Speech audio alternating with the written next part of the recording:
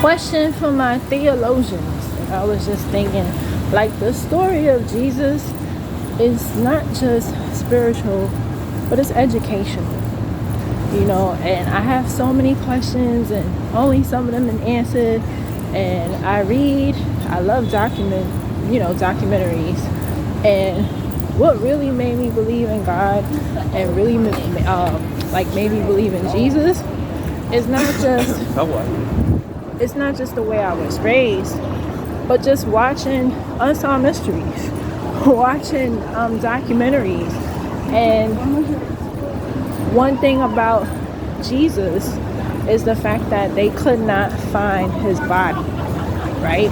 And so on National Geographic several years ago, they said that back in those times, they had Romans that were very strict. They're not like NYPD, but they were Romans, and they guarded the stone, his grave, with their life.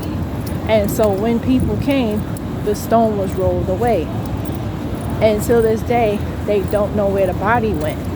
And even Muslims, and this is what I love, is that when Jesus died, whether you believe it or not, they split history from BC to AD. Now they call it BCE. They don't want to put Christ in it.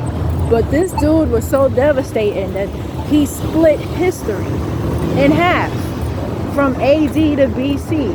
So now they call it BCE. But the fact that he has been told and talked about thousands of years later, you already know. And that's all the proof that I need to have my faith for me, And it was just so interesting. And one of my favorite classes in college was religion.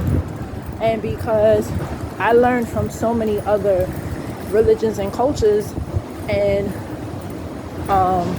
being an adult and just working different jobs, I've met people from all walks of life. And the Muslims believe that he's coming back. And me and my coworker had a conversation, and I was just thinking in my head, I didn't say it to her, but every knee will bow, every tongue will confess. And I was just like, wow, she's a Muslim. And she said, yes, I believe that Jesus is coming back. She said it. So I don't know if a person could be both. I wasn't raised like that. I was raised, you got to pick a side. But she said it. She said she feels that, and she didn't just say herself. She said Muslims, she's like, my family, we feel like he's coming back. He's coming back. So I'm like, wow, okay. He's a prophet, but they know he's a little bit more than a prophet. Because if he was just a human being, why would you think he's coming back, But that's one of the questions I had. Mary and the auntie, was it Mary Magdalene? So that was his auntie. They were at the cross, but where was Joseph, the stepdad? Where did he go? That's the part of the story I never got.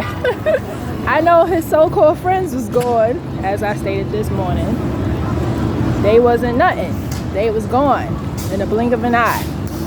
One of them denied him and cursed the people out. I don't effing know him. He cursed them out. He's like, I don't know, Jesus, get out my face, is what the text says. So, and then, Peter denied him and Judas betrayed him. Judas actually gave him a kiss on the cheek, which is something Italians do. But he gave him a kiss on the cheek, and then, did his dirt. So, but that's a question for today. Happy Good Friday.